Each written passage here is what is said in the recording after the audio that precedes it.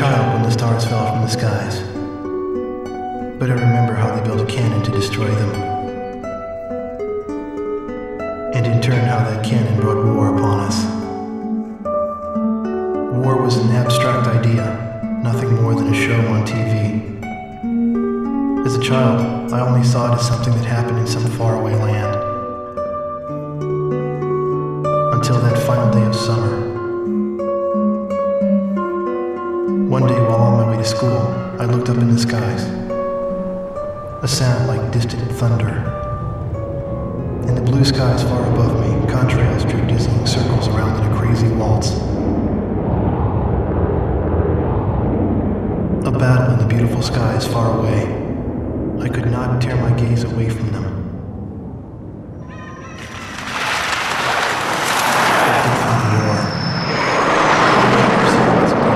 As if to graze the hills and straight past me, the fighters played the cat or the mouse in turn as they climbed swiftly into the sky. One fleeing plane fell out of the skies, spiraling and spewing orange flames to crash by the Cape. The same Cape where my family lived.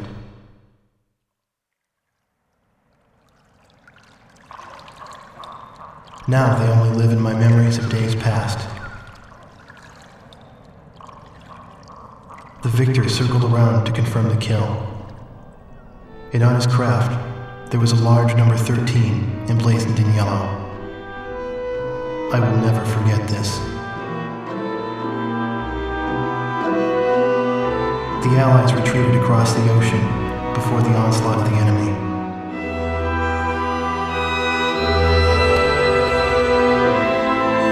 Our little town in the heart of the mainland fell into deep isolation.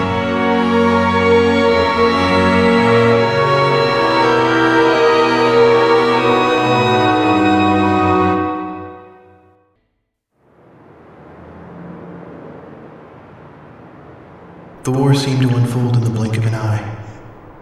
I don't remember exactly when the forces from the west occupied my town. I was too busy scanning the skies day after day, waiting for Yellow 13 to reappear.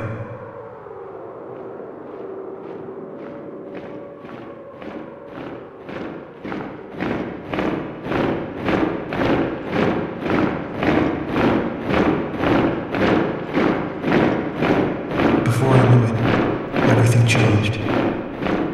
The language they taught us at school. Our friendly local sheriff disappeared and was replaced by foreign MPs. In the beginning, some people secretly tuned into broadcasts from North Point on their parabolic antennas. But as time passed, the broadcast no longer came in. Maybe the satellites were destroyed. All non-military computer networks were shut down. Gasoline was rationed to civilians. Though we lived in the 21st century, we were reduced to using crystal radios and horse-drawn carts. I moved in with my uncle in town, who used to be a taxi driver.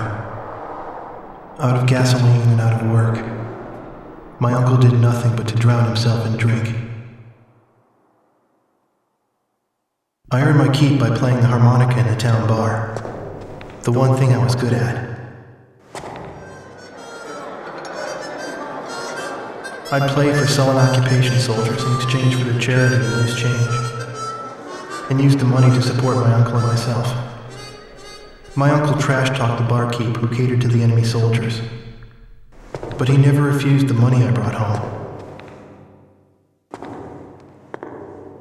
As for myself, I had a crush on the barkeep's only daughter, who was a little older than me.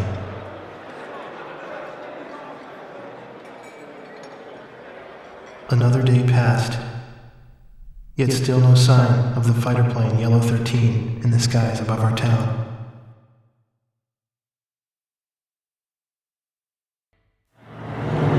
One night, a spirited groom made the way up the hill, chased out the sullen army grunts, and commandeered the place. Even I knew who they were. The patch on his sleeve was the mark of the proud Air Force. A loud-mouthed, middle-aged man went around, announcing each pilot's results for the day and his running kill record. For those who exceeded 5 kills, a thorough toasting and soaking followed. I believe it was their custom to call a pilot an ace once he shot down 5 planes. After completing the day's review, the same guy, the squadron adjutant, went on to announce, "And now, for our leader's results." Everyone turned around to look at the quiet man who sat alone, strumming a guitar. I found myself drawn to the music from his guitar. Our Yellow 13 bagged 3 more today, bringing his new tally up to 64 kills.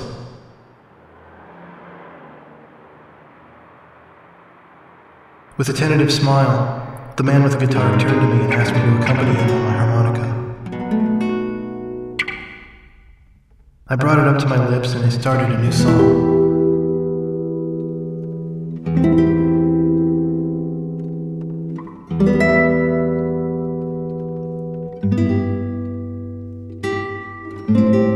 I had finally found him. But by some fluke, it was my father's favorite song, the one he used to play at the end of each day.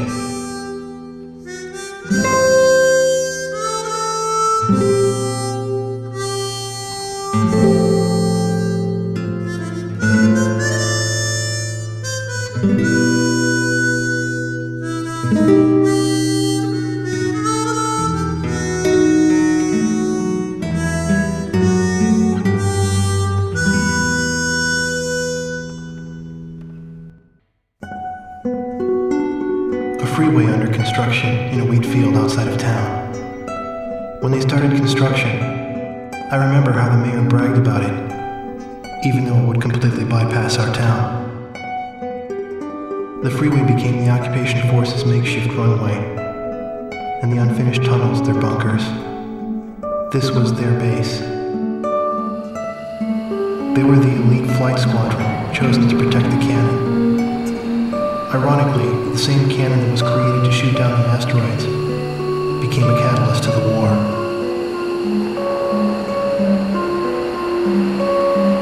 But when the Allied attacks no longer came, the squadron was assigned long-range missions that took them to distant battlefields.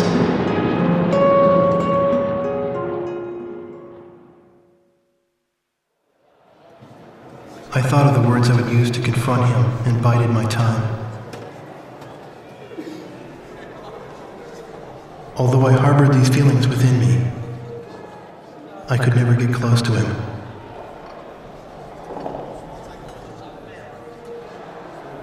His wingman was always by his side. Despite having a gentle demeanor, I could tell that the wingman would never allow danger to get near Yellow 13, even on land. The pillar of their group, 13 exuded an air of invincibility. He always chose to fly a 5-plane formation. He was a man who prided himself not on his kill record, but on his record of never losing a squadron member. It's difficult for me to describe just how good Yellow 13's flying was, but I witnessed it once from the ground. The lead plane of the 5-plane formation should have turned the same arc with the same timing as the others. Yet only his plane drew sharp contrails. His heart felt compassion towards the weaker enemies he downed. Someday, if an equal appeared and challenged the limits of his skills in a fight, he would bear no resentment about being shot down. He said this himself. And so as time passed, I found the goodness of a home in their company. Leaving them was no longer an option for me now.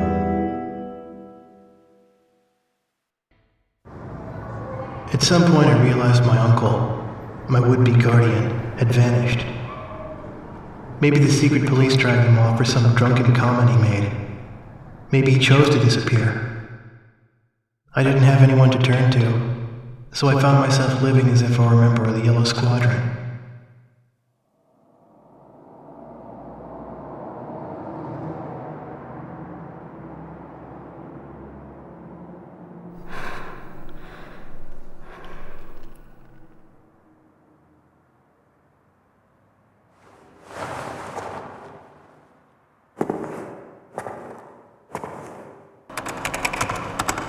Everybody in town scorned the barkeep for doing business with the enemy.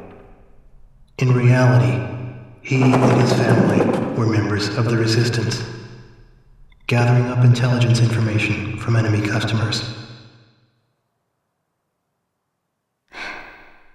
His daughter protected me, but that was only because of my tender age.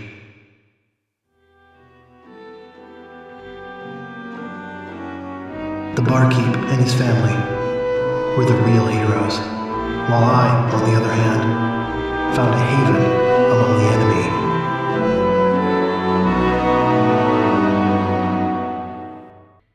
It won't be long now. It won't be long till it begins. The barkeep's daughter confided to me. As a member of the Resistance, she eagerly awaited the Allied counterattack on the mainland. What will happen to these people when the Allies come? I asked, to which she frowned. We'll run them out. This is our town. But I knew she didn't mean that from the bottom of her heart. 13 had captured her heart. I knew this from the way she shot jealous glances at his wingman. As other pilots rotated out of Yellow Squadron, Yellow 4, 13's wingman, always stuck by his side, even on land. The only female pilot in the squadron, she had Yellow 13's absolute trust as his wingman. Yellow 13 seemed oblivious to all this, and instead reviewed the promising enemy pilot's performance from yesterday's skirmish. He's so close. If he manages to stay alive for just a while longer, that pilot could be a worthy opponent. But when there were no such enemies to look forward to, 13's eyes were sad. Bombs were delivered to their base. This meant that an enemy who had to be fought by those means was close at hand. The Resistance blew up the squadron's runway. Yellow 4 suffered light shrapnel wounds. Though the runway could be fixed, the complete loss of reserve supplies was a heavy blow. Logistics support became infrequent following the Allied operations. I knew this because Yellow Squadron's crew chief bellyached about this all the time to me. I won't complain if I buy the farm while I'm airborne, but I can't stand being taken out while I'm grounded. Now I understand 13's feelings. Reports of the Stonehenge air raid came in. Yellow 4 went up with the others. With no bombs, her plane was light. But her plane was in bad shape. It needed an engine replacement badly. Though he lost 4, 13 never openly showed his sorrow. But I found out. He was alone, quietly gazing at the handkerchief Yellow 4 left behind. When he felt my eyes upon him, he said, "No matter what, she can't complain. She went up with her plane in disrepair. Pilots are responsible for their planes."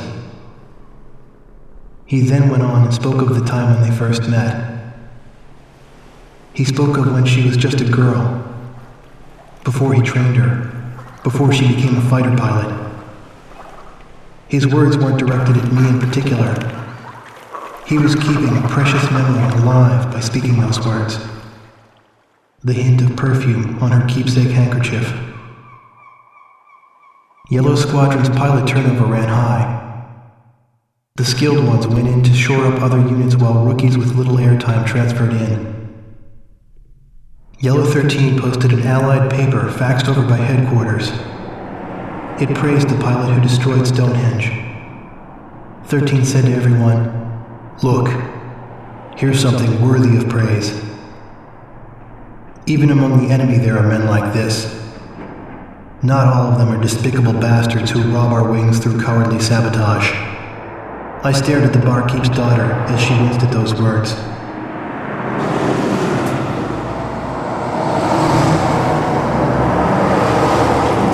The Allies were coming to our town.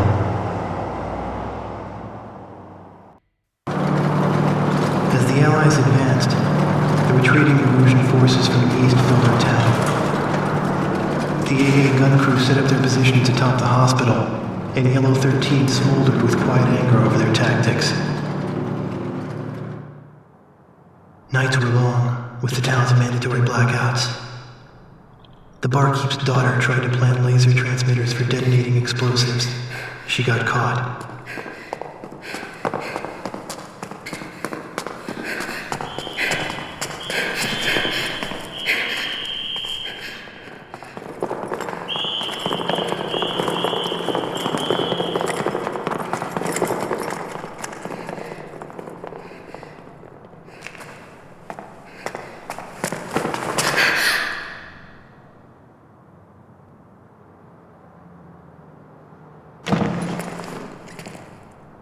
It was Yellow 13. He knew she was responsible for planting the bomb on their runway as well.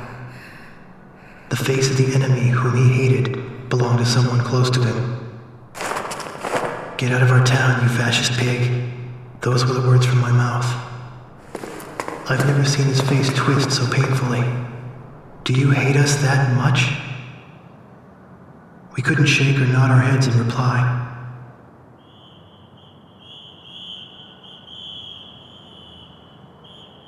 It seemed like an eternity passed before he said go and released us. The next day, there was no change in his attitude. As usual, he made his requests to the squadron crew chief. The poor fuel quality is affecting thrust.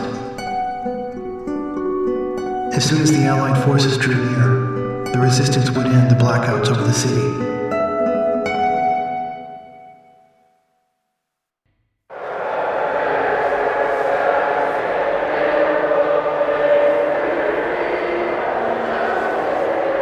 Singing.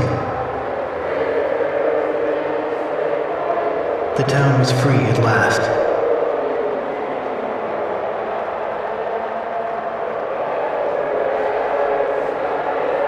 During the night raids, the AA gunners had strafed the town in an attempt to shoot down low-flying aircraft. The town militia now rounded up these gunners. They retreated as well, and now their quarters stood empty. After what seemed like a long absence, Allied aircraft soared overhead. I wondered if the fateful enemy ace, the one that Yellow 13 long believed was among them. What would happen if they ever came face to face? I fell in with the routed Erusians and followed after the squadron.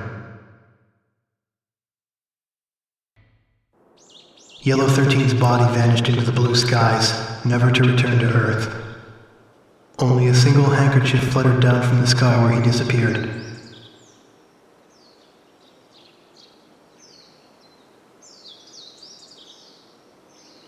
The faint scent of perfume.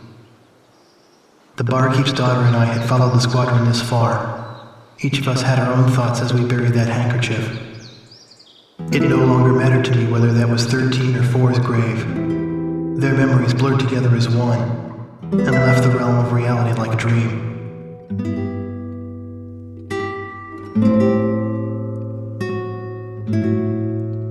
The terms of surrender were accepted that day, and the war was over.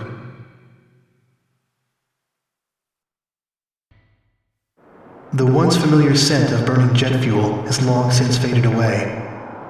What was once Yellow Squadron's runway is now just a local highway again. I write this letter to you now. I know it must have brought him unexpected joy to have an opponent like you at the end of that meaningless war. At least that's what I want to believe.